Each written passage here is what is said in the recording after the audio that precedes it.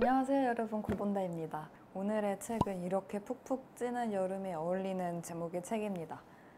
어제는 봄입니다.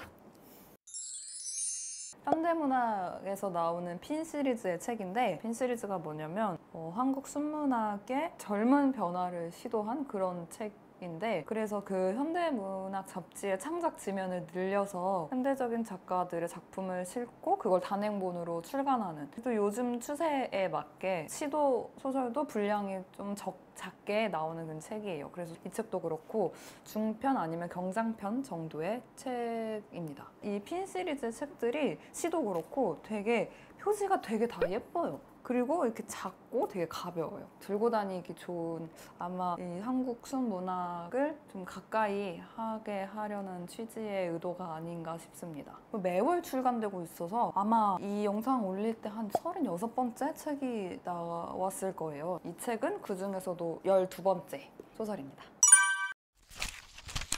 좋은 남편, 좋은 아빠라는 평을 종종 듣는 남편과 까맣고 예쁜 내 딸 10살의 윤소은, 이렇게 두 식구와 함께 경기도 경진시 은정동 해롱마을 10단지에 살고 있는 39세 정수진 씨가 오늘의 주인공입니다. 평범한 남편과 평범한 딸, 그리고 또 경기도 어느 신도시 아파트에 살고 있는 이 겉보기에 빠질 것 없는 정수진 씨는 자세히 들여다보면 뭔가 좀 이상합니다. 금방이라도 터질 것 같고 필요 이상으로 예민하고 뭔가 정신을 간신히 붙잡고 살고 있는 듯한 그런 모습을 종종 발견할 수 있죠. 하루는 딸의 초등학교에서 1학년 아이들을 대상으로 동화를 읽어주는 동화 엄마라는 봉사활동을 이 정수진 씨가 했다고 합니다. 근데 1학년 애들이 뭘 얼마나 집중을 하겠어요. 동화를 읽어주고 있는데 딴짓을 한 거죠. 정수진 씨가 표정 관리가 안 된 거예요.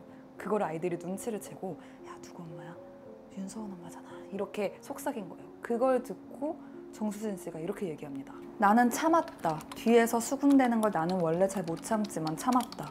참는 것은 나의 특기다. 나는 허구한 날 참는다. 하지만 나는 나를 참게 만드는 아이들을 위해 봉사까지 할 마음이 없다.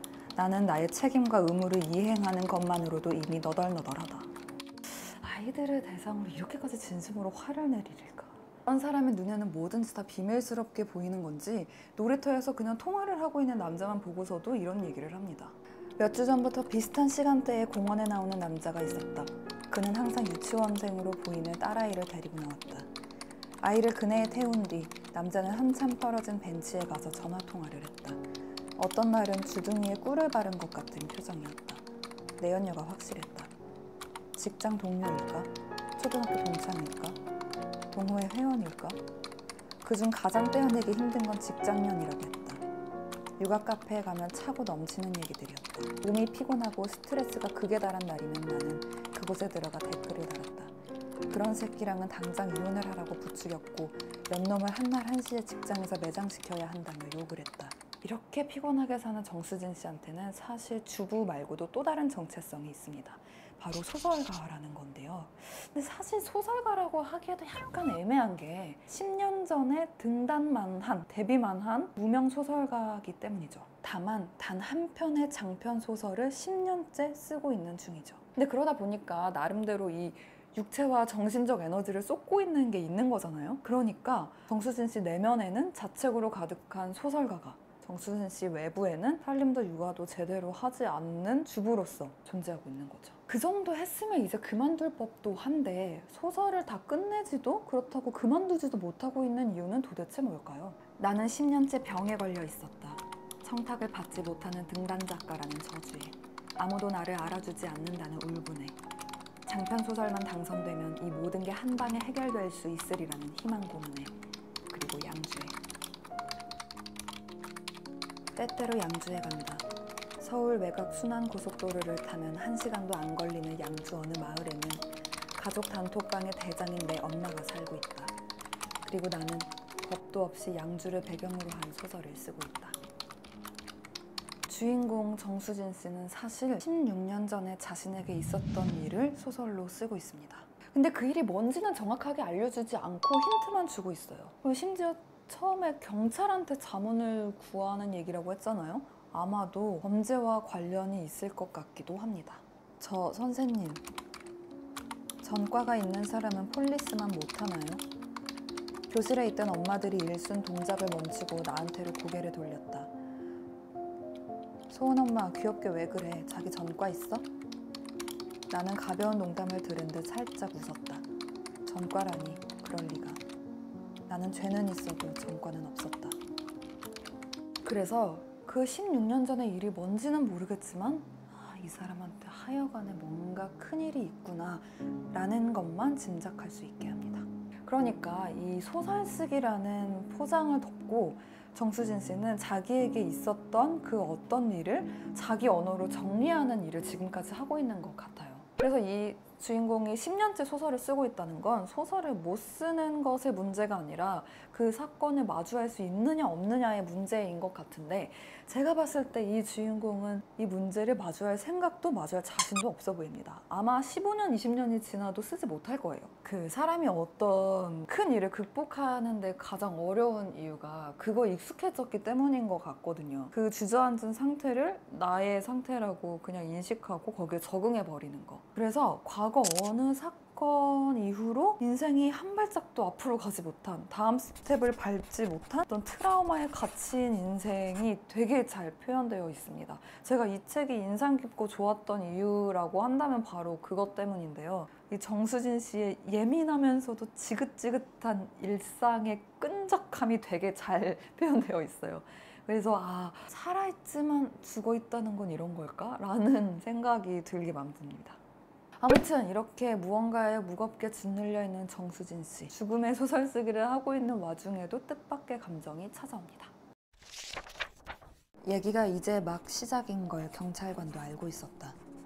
문의사항이 있으면 편하게 연락하려며 경찰관은 연락처를 가르쳐 주었다. 어쩌면 내가 물어봤는지도 모른다. 그렇게 해서 나는 우리 동네 어떤 경찰관의 휴대폰 번호와 이메일 주소를 알게 되었다. 그의 이름은 이선우였다. 바로 동네 경찰관과 감정이 생기기 시작한 거죠. 이선우는 37살에 체격이 큰 경진경찰서의 경찰관인데요. 정수진 씨의 말에 따르면 아기를 가진 민원인의 말도 쉽게 거절하지 못하는 심성이 부드러운 사람이기도 하죠. 사실 누군가와 사랑에 빠져서 이야기의 전개가 바뀌는 거는 새롭지 않을 수 있어요. 사랑에 빠진다는 건 언제나 아무 때나 우연히 일어날 수 있는 사건이니까. 근데 정수진 씨가 이 이선우 씨한테 빠지게 된 계기는 꽤나 설득적입니다. 좋은 하루 보내세요, 작가님. 그럼 오늘도 좋은 글 쓰세요, 작가님. 나는 이선우 경사가 나를 작가님이라고 부를 때마다 매번 놀랐다. 그것은 내가 등단 10년 만에 처음 들어보는 호칭이었다.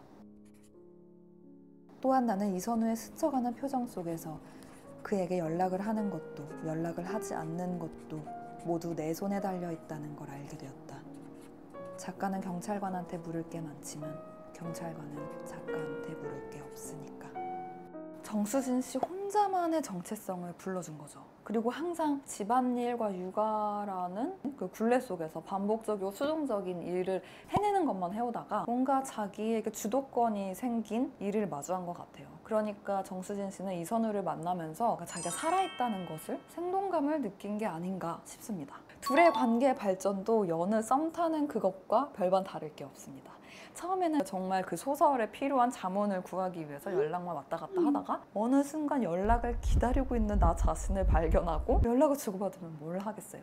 만나야겠죠. 만납니다. 밥도 2번이나 먹습니다. 밥을 먹었으면 이제 뭘 먹어야죠? 술을 먹겠죠. 둘이 처음으로 밥이 아닌 술을 먹게 된 날, 두 사람은 아주 자연스럽게 자기의 속마음 이야기를 하게 됩니다. 자기 인생에서 한 번도 자기 입으로 말한 적이 없었던, 남편과 연애할 때도 숨기느라 급급했던, 도대체 무슨 일이기에 16년 동안 입을 다물고 있었던 그 사건을 드디어 이선우에게 말합니다. 엄마의 외도와 아빠의 자살과 잘 모르는 누군가에게 난생 처음 느꼈던 살인 충동, 그것이 한꺼번에 왔던 23살의 봄을 나는 아이에게 들키고 싶지 않다.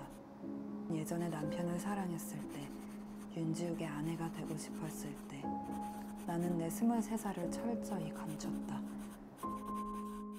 그 여자가 비틀거리면서 우리 집으로 왔을 때 나는 안녕하세요 아줌마라고 인사했다.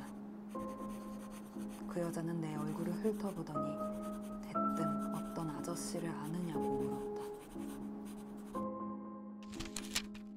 엄마가 외도를 했는데 그 상대는 어릴 때부터 알고 지내던 집의 아저씨고 그 딸은 정수진 씨가 대학교 때 교생 실습을 나갔던 반의 학생이었고 지금 그 외도 상대의 와이프 아줌마가 정수진 씨에게 와서 외도 사실을 나의 남편과 너희 엄마의 관계를 얘기를 한 거죠. 그리고 그 사건 이후에 정수진 씨의 아빠는 자살을 했고요. 너무 다 읽으면 안 되니까 띄엄띄엄 읽기는 했는데 이 부분을 읽을 때 되게 마음이 같이 막 숙연해져요. 제가 읽지는 않았지만 아줌마가 제 23살의 정수진에게 와서 이 얘기를 할 때 좀 상스럽게 얘기하거든요. 내 남편과 너의 엄마의 그 관계를 얘기할 때 그래서 조금 약간 네, 조금 그래요. 근데 말이죠 여러분, 그 일은 그 일이고 사실 저는 이선우 씨랑 정수진 씨가 그래서 이제 어떻게 되지가 더 궁금했어요. 왜냐면 이 소설의 이 음기 가득한 분위기상 이 여자가 16년 동안 숨겨온 비밀치고 좀 약하다는 생각이 들더라고요. 물론 엄마의 외도와 아빠의 자살, 현실에서 엄청난 큰 트라우마가 맞는데 소설이잖아요. 가족에 관한 트라우마는 보통 내 잘못이 아닌 경우가 많고 내 선택으로 어찌할 수 없는 것들이 많으니까 그거에 매여 있는 것보다 그거를 너무 아무렇지 않아 하는 주인공이 오히려 좀 매혹적인 것 같더라고요.